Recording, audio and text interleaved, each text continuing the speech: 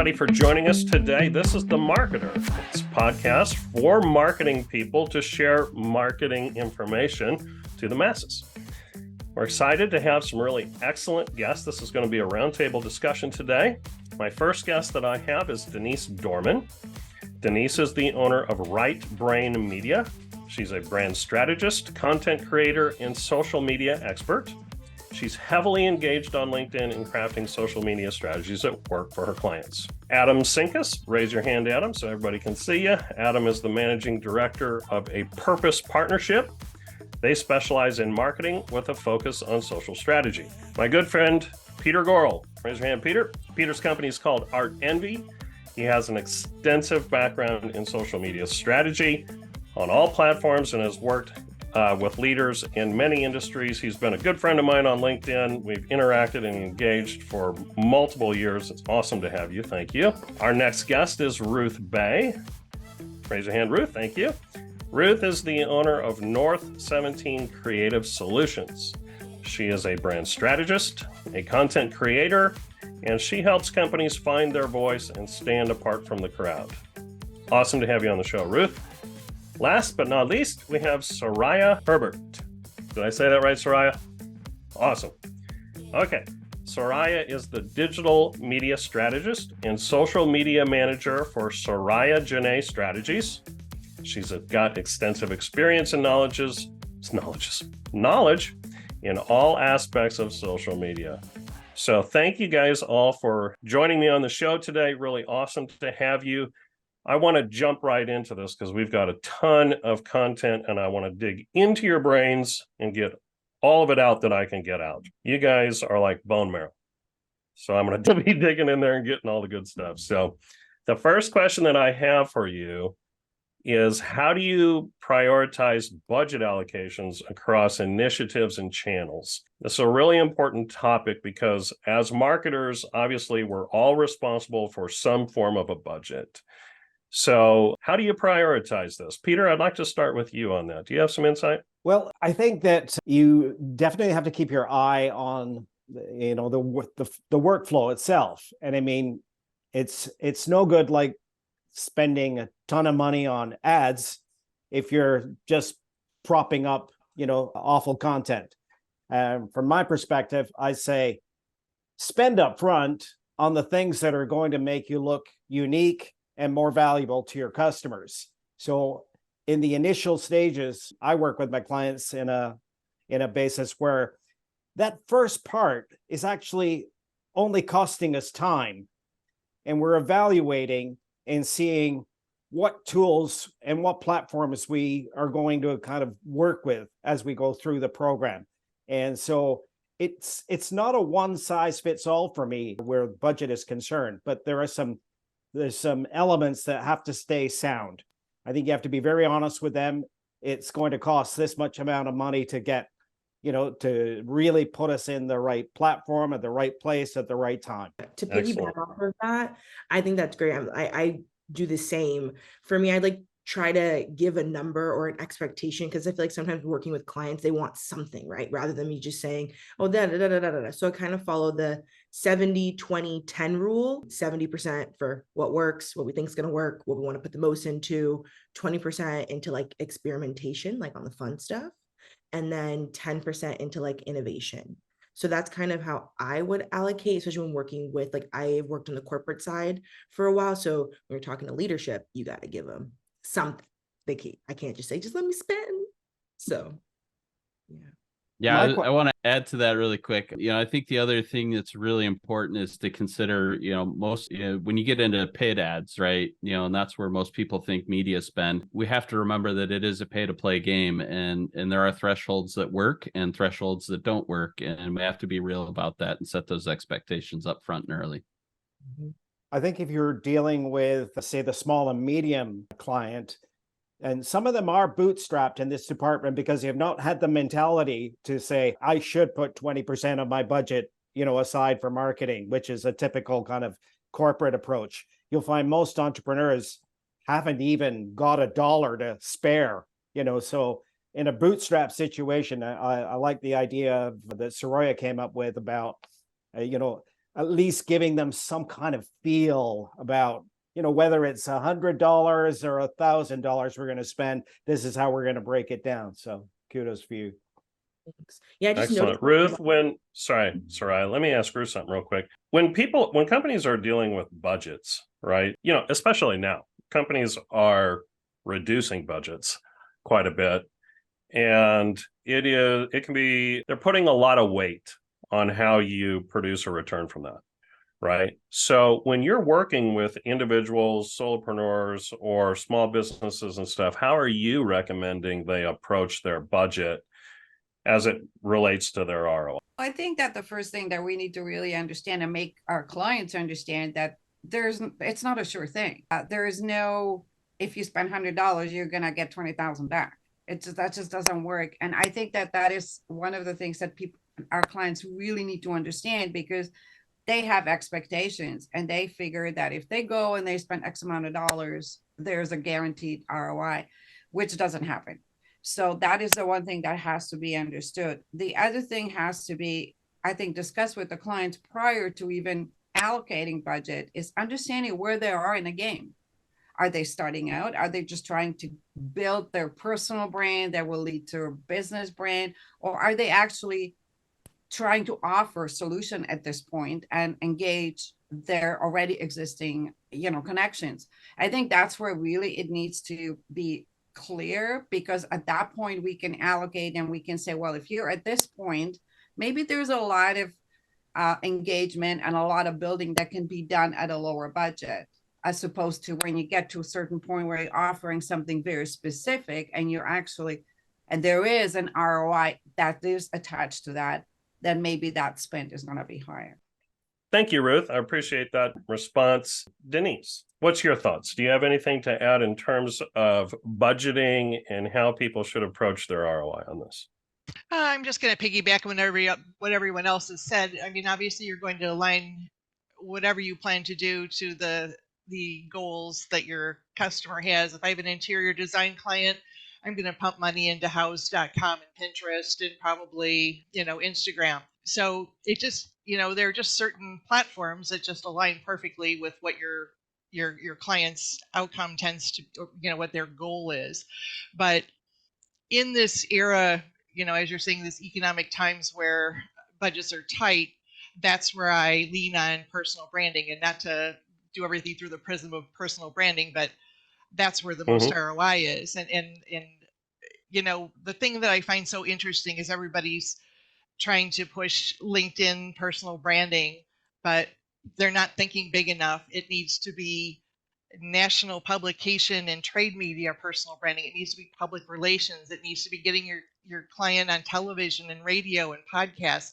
And that's what I don't see a lot of these personal branding experts on LinkedIn talking about enough. Excellent point. Yeah, I do agree with you that, when you're talking about creating your marketing budget, it's spread out over a number of channels and it's into a number of things.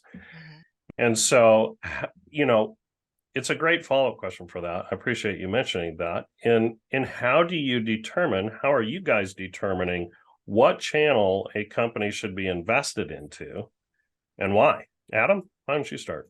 Yeah, the simplest form of this is where their current customers are at and where their customer base resides, right? As Denise pointed out with their interior design, like that is Instagram. It's very visual. I work with a lot of tech companies and SaaS companies, and LinkedIn is our place to be. When it doesn't make sense for us to pump a whole lot of effort into Instagram for them. So that's where I always start, is where their customers at. Yeah, sorry. Yeah, no, 100%. I agree with that. I always say it's our job, like as the marketers, to educate our clients or our leadership on helping them to understand, because it's not really their job. That's why they have us, right? To understand what platform is what's hot or where personas are and so on and so forth. So I bring it back to the basics of where's our sales persona, like you just said, where are the customers at or where the potential customers are. But I also make it my job to make sure that I'm educating them thoroughly on why I'm making that decision, because sometimes they don't fully get why I'm like, no, LinkedIn's the place. And they're like, yeah, but LinkedIn's for if I want to find a new job, not for if I'm looking for a new. you know? Yeah. Peter, do you make a designation between B2B and B2C when you're considering platforms? And you know, I understand that you probably work with a lot of B2B clients, as most of us here probably do. But, you know, when you're looking at audience and stuff like that, where do you tend to focus?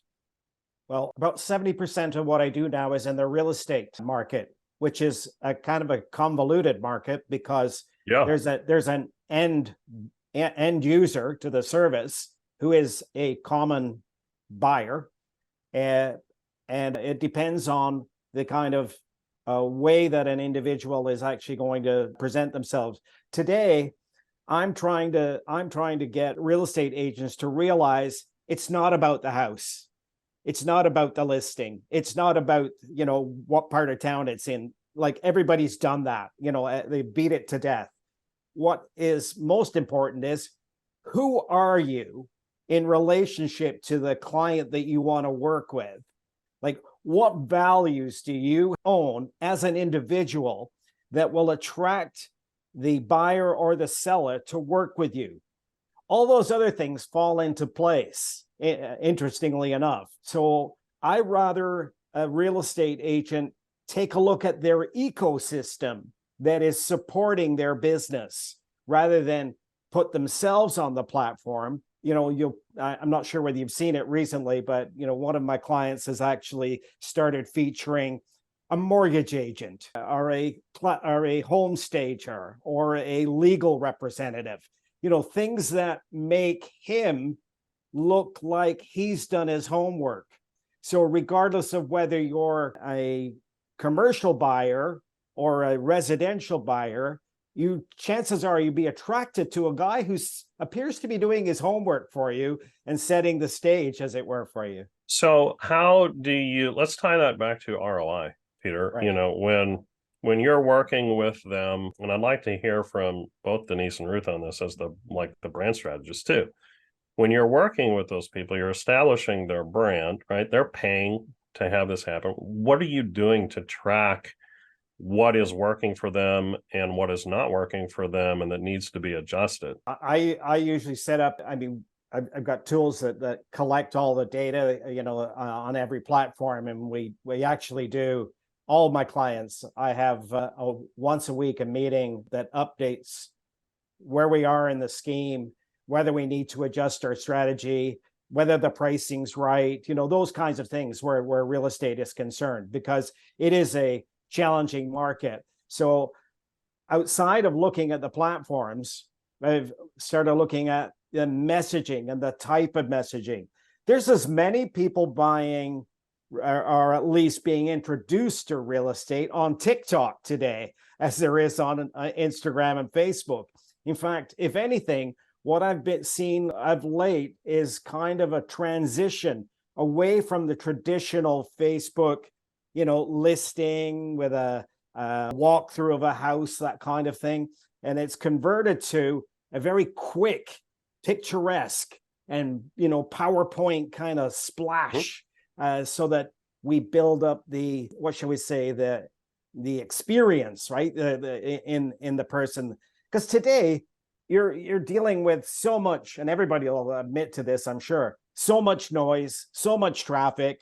You got to separate it. You got to, you know, you got to get through the noise, cut through the noise. It's my go-to approach for everything.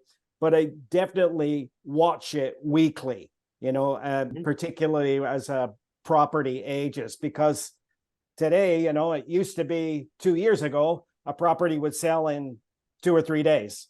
Today, it's more like 2 or 3 months. So you have to adjust.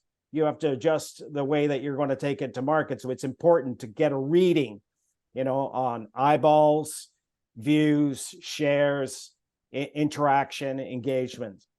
I actually found my real estate found where I currently live through TikTok, and it took me less than a week. It's awesome. Which is, I never even thought to get it, but it came to me. Yeah, I think anytime you're doing something visual and you can, you know, take videos and stuff like that, TikTok's a great place to go. Ruth, when you're talking about establishing a brand, like what Peter's talking about, how often do you need to have content out there? And then what are you tracking to determine your return on that? Is it mostly engagement? Is it number of places that it's out there and that it's been viewed, your view counts? What's your perspective? I think that first of all, and I kind of want to backtrack a little bit to the previous question where you were talking about how do we find the right platform. And I think that one of the biggest challenges for most clients that we deal with is knowing who their ideal client really is. So if they don't know who their ideal client is, then how can we possibly determine where they hang out? So that is usually the first question that we need to answer before we even start contemplating what channels that we're gonna go on. But as far as getting the ROI and as we're building the brand presence on social, it really goes down to engagement for the most part. I think that I think too many people get hung up on the likes and how many views and all that. But if there's no engagement, true engagement, there's not a lot of value. And there's really not, it's all about building relationships. And if we can't build those relationships if we don't have any engagement. So, and I mean, we all see online a lot of those great posts. Thanks for sharing. I mean, those are completely useless. They really don't contribute to the brand development. It's really when we started having a conversation, that's when we really start seeing a progress. And we look at that every week. We look at that every single time. I think that the consistency is super important, whether it's 2 times a week or whether it's every single day. I don't think that's as important as the fact that it is 2 times a week or every single day. And that people will get to, they will get used to it and they will start looking out for those posts because they expect them. Exactly. Yeah. You raise Interestingly enough, engagement isn't always something that's viewed by everyone, that's on that market. In fact, the latest and greatest is automated DM, that you can hook to your presence. In fact, I think I have one real estate agent that I work with, and he says, Peter, it only takes one guy. I'm only interested in one guy, the guy that's got the offer for my client's end of story. And in reality, that means you don't really have to splash it around the world. You just have to target it in the market and in the kind of the geographic area and the value area that you're feeding this into, and work the back ends. Working the back end tools is probably, wow, I would say, interestingly enough, I never used to pay attention to it at all. But now I think probably 60% of my work is on the back end engagement, actually hooking up to someone who said, something as simple as, I like that. Like, it's game on. It's game on. Those are words for me. It's like game on, here's the deal coming together. Ruth and Peter, you've been raising a great point, and I love what you said there, Ruth, is that step one, you have to identify who are you going after. So, Denise, how are you working with your clients to determine that target market? Do they feed it to you? Because it's so tied to your return, right? And your return on the investment, do you track followers? Are the followers that you're attracting while you're out putting content out there to any platform? Is followers a consideration in terms of, are you speaking to the right people? Are the right followers coming in? Is it specifically tied to your engagement that's the primary driver, or what's your approach? I think that I've done this so long that I tend to leapfrog research a little bit. So like I said earlier about, house.com for an interior designer. If I have an author client, for example, that does mystery writing, I'm going to go to all the platforms. I'm going to go to Goodreads. I'm going to go to the Reddit forums. I'm going to go to Quora and get them set up with a profile on Quora so that they're answering questions in that arena. There are so many ways to align people to their. I always say I match the vibe to the tribe. That's what I do. Because I don't know, it's just instinctual, because I've done this for so long. I know what the buyer persona is going to be. I just know, at least with the clients that I work with. Yeah. So walk me through, what are the type of clients that you typically deal with? Oh my gosh. A lot of small businesses lately, a lot of startups and small businesses. Right now, I've got a banking client that I'm working with, author client, premium spice blend client. I'm kind Nice. of getting more into military, veteran owned and operated companies, which is its own unique vibe to the tribe. So you do kind of the work beforehand of, when you're talking with somebody, of evaluating that. Mhm. Adam, when you're working with people, I'd like to dig into analytics a little bit. And I know you're a great person for this, because you can't talk about return on social without understanding analytics. And Peter just said that he's spending 60% of his time in that arena. So walk us through, what are there any specific analytic tools that you have found to be effective, or do you just follow each social channel and the profiles that the analytics that they give you? And what do you do with your clients for reporting?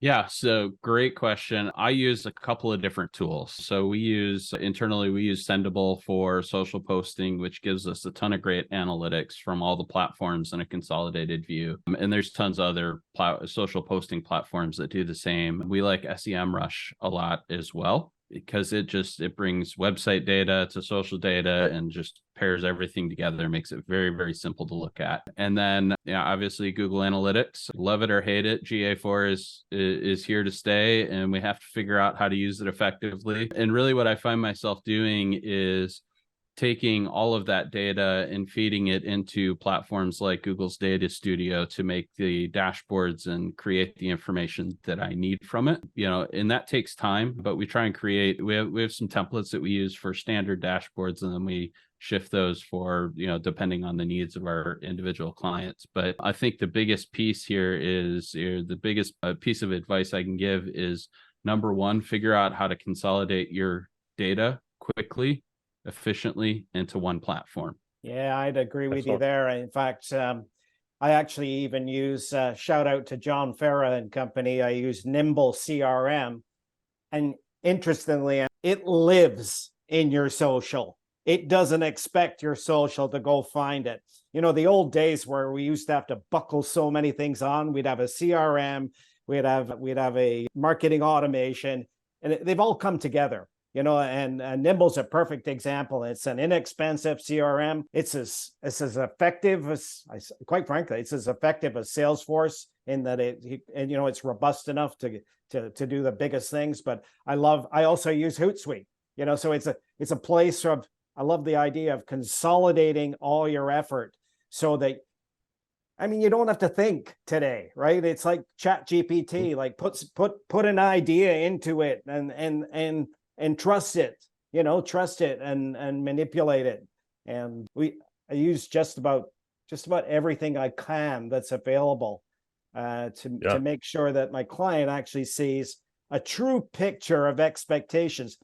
The interesting thing, Monty, is people stop pestering you and stop putting your feet to the fire the more you tell them, right? Keep your client informed. It's the default position that I've assumed, because if you hide and you stay worried, you're just feeding the frenzy that's already going on in their head, right? For sure. Now, Peter mentioned CRM, okay, which brings in the dreaded term that all marketers hate, sales. So it's all about Soraya, and let's talk about sales. Marketing means nothing if we're not converting into sales, which brings in ROI, right? So one of the biggest things that companies and leadership in companies I know with clients that we work with, how is this converting into sales?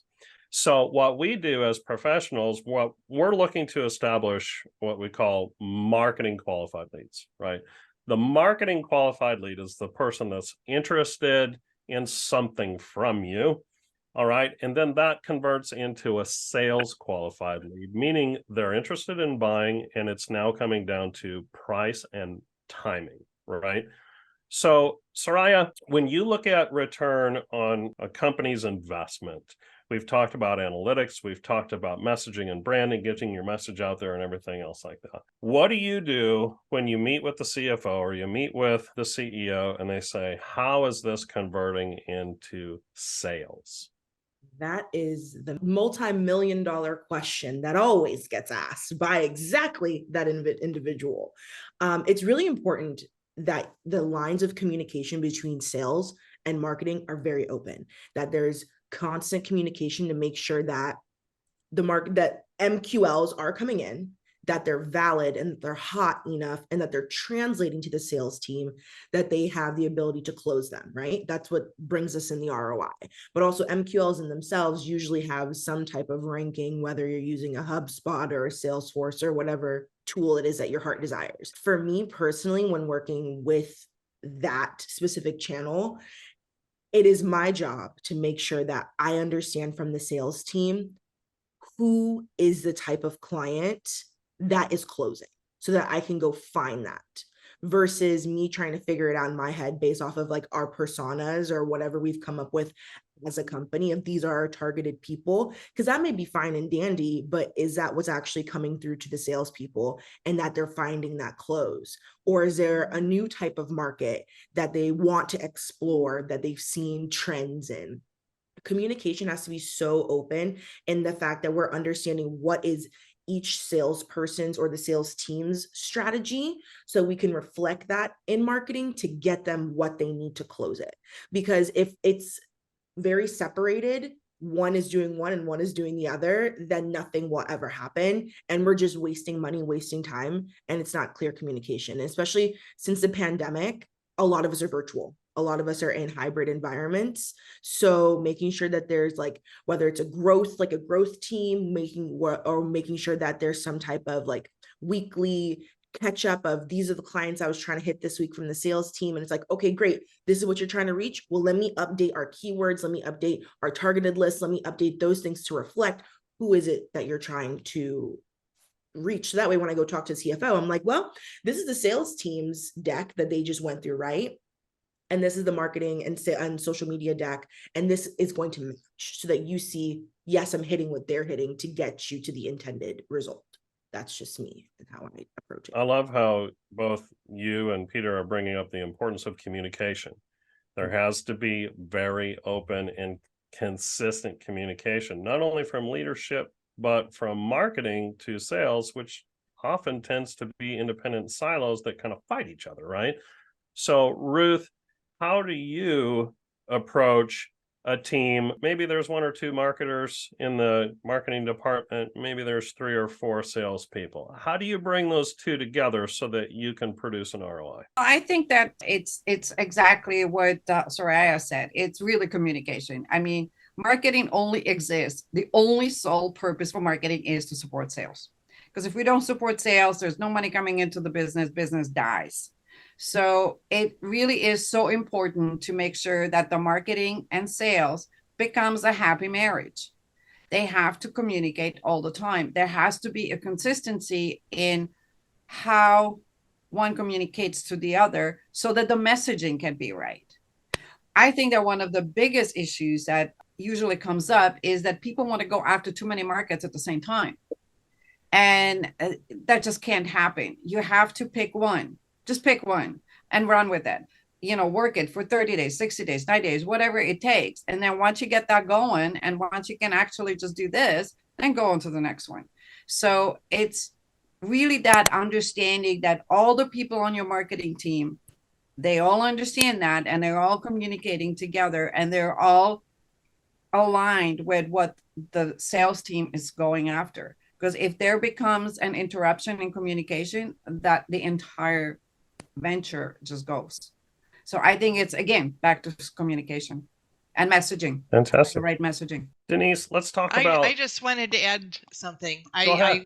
I worked in marketing for a SaaS company, a SAP Gold partner, and marketing and sales were very siloed.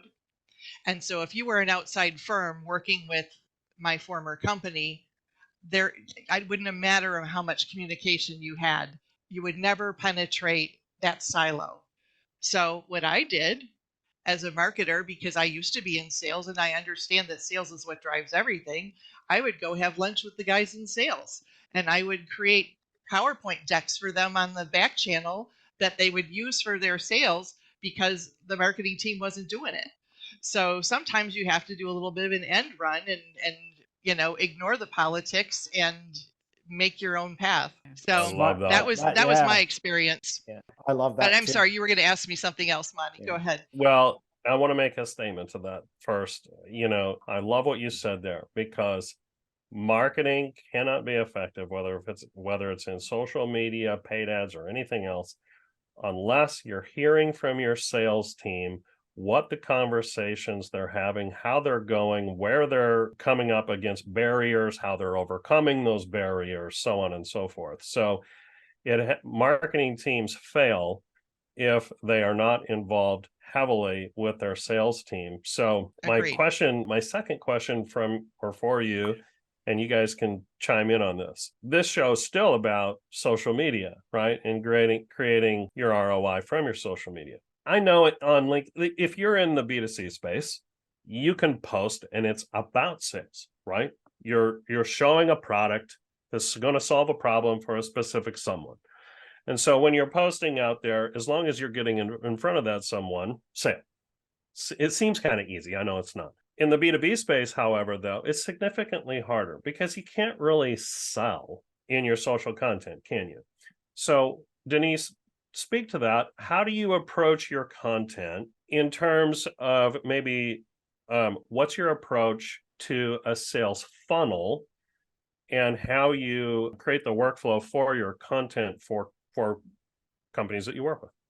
Well, let's take the SaaS example. Obviously, you're going to interview any of your well, first of all, you have to incentivize them to agree to let you use their logo, but you're going to interview any of your previous clients that are success stories, get those case studies, and flood social with those case studies, and provide them in terms of infographics, and provide them in terms of ebooks, provide them in terms of video, and direct interviews with those clients to get that story out there so that people can feel some confidence in your product. Okay, this XYZ logo used this software and they had great success with it. Maybe I will too. I'll ask for a demo. And you need to do some demos and get those demos out there. Show what your software can do. I've worked in SaaS too, and even though I don't do as much there, I mean, I've actually lived in that. I lived in that space for a number of years too, when I worked with Capgemini. And one of the things I've found is that your business is as good as you can grow it, and you have to recognize that there are people around you and an ecosystem around you that if you service them with help and guidance, that they will support that that sales spear, as it were, for you. And even in a thing like real estate, when you think about it, you get your stager and you get your mortgage broker and you get your bank, you get them to become involved in the build of your content, having a panel discussion like this with those three professionals, for instance, sending out like thought leadership around, there's nothing greater than thought leadership for social content, because it inspires you to ask questions. And so, building on what Denise just said, I mean, support that ecosystem around you, feed that ecosystem, and they will help you drive the sales that you're looking for. Right. And customer success departments are so important for SaaS. And that's the best thing that SaaS ever did was develop the idea of the customer success and customer marketing. And I really believe that other industries need to follow suit. I recently did a lot of work with the building materials industry, and I was trying to push them to have a customer success department. And instead of calling your sales reps business development, which as soon as I see business development in my inbox, delete, I don't want to be sold to. But if you tell me you're a customer success advocate, okay, I might be taking you more seriously because you've got more substance. Same thing with SDR. Anytime I see an SDR come into my inbox, I run away. Like, I hate those titles so much. But what's funny is you mentioned the demo. I actually refrain from saying demo until like the end part of a funnel. Because in this world that we live in, everyone hates that word. They hate the word sales, they hate the word demo, because no one wants to waste their time. They don't want to give you 15 minutes, they don't want to give you 30 minutes. They want to know, how much money do you cost, and are you going to solve my problem? So in a lot of the social that I put out, I try to address those two problems first, and don't even mention a demo, because the thing is, they're not going to be interested until you make them interested. And that's how I've successfully done it in my personal experience. Absolutely. Adam, I'd like to get you in this conversation specifically as it relates to business pages in social media, right? Because every company has a website. Websites are for verification, typically, right? They've got blogs, so on and so forth, but the amount of time that people are going to spend on a website is minuscule. Talk to me about your thoughts about business pages on social media, though. And when it relates to creating an ROI, we know that people do business with people. We don't do business with brands. So what is the purpose for those business pages? How do you integrate it into your strategy and then use that to show your ROI with leadership? Yeah, absolutely. Great question. So, I start off with, you should have a business page on on all the major social platforms, right? Not only for visibility, but for SEO and for all kinds of other, owning your space and your name and your creative. But, beyond that, the business page is the core of the message, right? So the way we use it is we put out the core information on the business page. We craft that story. And then we work with the employees of the organization to go share what's on the business page. We want you to share this, talk about what's going on in your industry, talk about what we're doing in the industry, add your own thoughts to it. And that's where we get into the people part of the business, right? So the business crafts the message, but the people in your organization that are already, promoters of your product and your content, they're the ones that are going to start to create those connections out on social media. So, the strategy is just as much about the content on the corporate page, but also setting your team up to be able to share that information out effectively.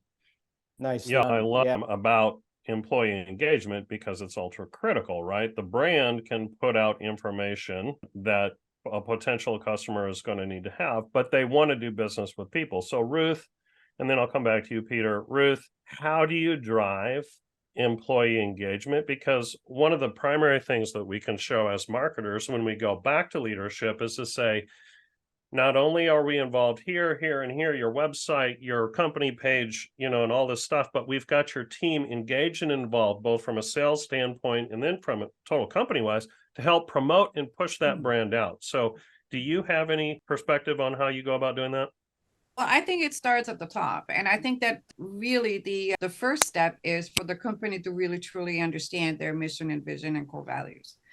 Once they have a complete understanding of it, it's their job to make sure that the employees share that vision, share that mission, and that they really align with the core values. Because if they do, they will automatically go and they will stand on top of the mountain and scream and yell the messages because they believe in it. So the idea is that everybody in a company has to be aligned and has to believe the same thing. And that has to come from the leadership. The leadership has to make sure that they share the messages, that they really encourage their employees to believe in what they believe in. And once that happens, that transition and that ask of share on social, talk about on social, they will do it automatically because they're going to believe in it. But if that doesn't happen, then people, it's just, they may hit the like button, but that's about it. I also, to piggyback off of that, to help promote that, I give employees something to say too, or give them like a baseline of suggested things that they could say, because not everybody knows social, understands it, or knows what to say or how to say it. So sometimes along with that, maybe it's like sending out, if it's Slack or Teams, you have a company-wide channel. It's like, hey guys, we just posted on LinkedIn about this new initiative that's going on at the company. We'd love if you could amplify this message. And here's some suggested copy or some things that you can post along with it. That way they don't have to copy it word for word, but it gives them something to say. Because sometimes you might have someone who's in the accounting department, they don't care about really what you're talking about, but they want to participate, they want to help, but they just don't know how. I think that Well, goes to Sorry, I like education. that. And I think that we have to educate our clients and everybody and give them the opportunity to get involved because they understand. Exactly. Well, additionally, so- there are ways to incentivize the employees. A lot of times it takes incentivizing, no matter how much they believe in your mission and vision and all of that. So there are a lot of software packages that the HR departments will deploy that incentivize the employees, and they collect so many points when they do so many social posts, and then they get some sort of a, whether it's a company branded hat or, hoodie or whatever it is, but at least they're getting something out of it. And so a lot of times that's how you help incentivize the employees. I like that. For me, Peter. yeah, I start with company pages as the nucleus. It's the kind of library, if you will, where everything takes place. It's the place that educates, tells stories, shares case studies, has industry activities on it. And the other way I get people to get involved with that is that we feature employees from within the company and telling their story about their experiences. And particularly, when you've got a brokerage firm of a real estate brokerage firm, like they're all doing the same thing, but they all do it a little bit different. And it's kind of interesting to see how quieter, introverted, more practical kind of individual can sell just as well as a boisterous A-type that's out there, yelling it out on TikTok. It all works. But the key thing to do is, if you involve, I've said long ago, if you involve them in the decision to go to market, there is instant buy-in. I'm not selling it to the salespeople. I used to do that. I remember the times when I first got into this business, I'd say, oh my God, like I built this beautiful thing, I built this amazing machine. Now I have to sell somebody on using it. And that's the wrong way to do it. You use them from the beginning. Tell us about your experiences. Tell us about your client. Tell us about things you're involved in your community that make you a standout real estate agent. Things like that are more likely to get you coverage and audience participation than anything else. I have one remaining question, and it's maybe the $1 million question, right? So I'd like each of you to take a stab at answering this question, and just from our panel members, if you don't mind. How long does it take to see a return on investment with social media? Adam, let's start with you. I knew you were going to put me on the spot with this. I think it's different depending on whether you have a physical product versus a service, right? So physical product, realistically, 30 days, I think is a pretty realistic timeline to start seeing some return on investment. When you get into the services, I think that's 6 months to a year is probably a realistic runway, just because of the nature of, it's a little bit of softer of an approach than a physical product. So that's where I put it. Okay, excellent. Ruth, what's your thoughts? Well, I'm actually along the same lines as Adam. I think that I work in the B2B space, so for me that is a little bit more relevant, although I have done work with a lot of B2C clients, and the B2C is generally a lot faster because you have a physical something that's attainable, something you can touch, something you can grab. I think with service type of work it really becomes more about building the credibility and the trust, and that takes a little bit longer than putting out a great product. So I would say between 6 months and a year with the B2C, with the service based, for sure, at least that. Okay, Soraya. Yeah, no, for sure. And to me, I feel like it depends of when you're coming into the company, when you're coming into the business, because there might be a lot of groundwork that actually has to get either redone before we can even get to ROI in the statement that we're talking about it now. because ROI can also be brand affinity and brand awareness as well, which I know is traditionally harder to track, but it attributes to everything else in the long run. So I hate putting a number on that because it can change depending on the environment, depending on the platform, depending on the industry, depending on a lot of different things. But if we had to give it a number, I mean, I think that based off of what Adam and Ruth are saying is in this general same space. I work a lot in the B2B space, and it is a longer game of fish than B2C. So I'll agree with that. But I think it does depend on what we're doing in the beginning in that groundwork. Fantastic. Peter, leadership loves the answer of it depends. They Don't do, they? don't they? Yeah, yeah. But it yeah. but Soraya is spot on. It does depend. Yeah, So yeah. how do you respond? Well, there are layers. For me, there are dynamic layers to this. You grow followers, you grow trust, and you convert to business. And that you've got to be honest with yourself. And it's something that I make my clients face, like whether they like to or not. I rather see them fidgeting around in their seat, a little uncomfortable, than to get cozy on this number. But I can tell you, I've turned something around in as little as 30 days, because even though it was a service, there was either a blast or an intent to go and get a crazy market and pull them together for an event or something like that. It all depends on like if it's an event and you know you've got an 8-week runway that you've just got to get that plane off, you know what you're dealing with.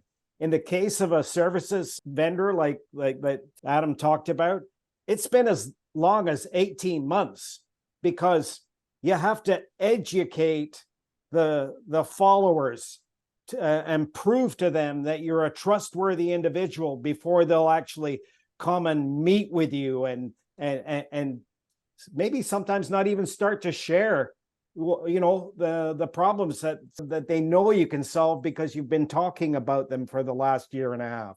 Excellent. Denise. I never do social without doing PR, integrating with social. So if it was an author client, 30 days. If it's a service, maybe a few months. If it's a product, probably a few months. I think that if you couple anything social with PR, you're just going to get more bang for your buck, and you're going to get it out there faster. Excellent. That's a unique approach to add that to it. I'm actually going to throw into this conversation because I like your guys' feedback. Whenever I talk with a client, my first question is, how long is your sales cycle? If you are dealing with a sales team, it's you pick up the phone, you send an email, you get somebody on your website, whatever that is, you're going to have a first conversation. From that first conversation, how long does it take you to close a deal? Because you're typically going to face in the B2B space, when you're talking with companies, they want return, right? Well, can I have this? How many clients will I have in the next 30 days? Well, that entirely depends on what's your process on the back end once we present a conversation for you, sometimes, right? But it's also, what else are you doing and how well do you know your own buyer journey? How long does it take to educate somebody? How long does it take to get conversations started with that person? What level of pain do they have? What's your unique value position, and how long does it take to present that to somebody, right? So Soraya, when you say it depends, it absolutely does.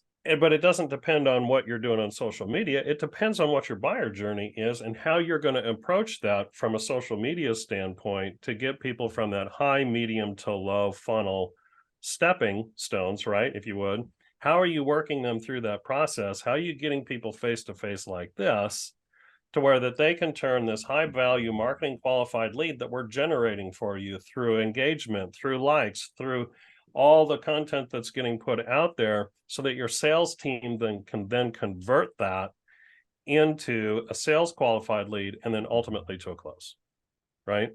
So that's the process. And that's where, a lot of companies, I think, on this whole topic of return on investment fail, because they say, well, if I just get my stuff out there everywhere, shouldn't I have clients month 1 And then, we work with a lot of clients that don't even really understand what their lifetime value of a client is, which also factors heavily into what the success of your return is, right? So it also depends on how you measure that return on investment, right? How you determine that you're going to measure that return. Is it based on the dollars that you're spending? Is it based on the lifetime value on the dollars that you're spending? Is it based on, this month? There's so many different things. So it's important to get in front of leadership, get to an understanding of where their buyer journey is, what they understand it to be, how they are valuing the dollars that are being spent and what they're applying that value to.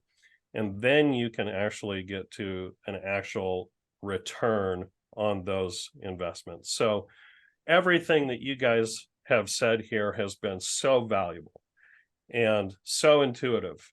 You guys are clearly pros. Thank you so much for joining me in this discussion. Anybody have any last reflections? Other than the one I saw in the mirror this morning? Hopefully that wasn't the last, Peter. No, it won't be the last. Well, thank you so much. I just wanted to add one thing. When we were talking about ROI, and I mean also how much you reduce churn and how much you delight the customers, either through your customer success program, but obviously if you can see reduce in churn, that's a big ROI. Totally love it. One thing I'll say is, like, when we're talking about ROI, which is like amazing, I love it, I'm a numbers girl, is don't get complacent. Like, I feel like a lot of times we get stuck in the rut, especially when you only deal with one type of industry or one type of client. Like, you get comfortable. So like, test different channels, test different content formats, test different tactics, and like, just don't get complacent. That's one thing I like to tell a lot of people when, like, in a consulting atmosphere or even to leadership. Yeah, no, that's Absolutely. a really great point. And in fact, I like I said, I deal in the real estate industry, which is like, and you can't get complacent in that market. It actually is going to barrel over the top of you with interest rates going all over the place and people still stuck in paradigms from 2 years ago when they said, they've got the idea that their house is worth $1 million and, today it's really only worth $850. That to overcome that obstacle alone, in business is a huge thing. So it needs, as you say, to work on it, to reiterate and change the strategies up. And so important to meet with your client at least once a week. Yeah, at least once a week. Yeah. I just wanted to add Great something. conversation. We're at time. I so appreciate your guys' time in joining me. I hope you've enjoyed it, and we'll do it again. So good to see you. Thank you. Have a Thanks, great rest everyone. of your week. We'll talk soon.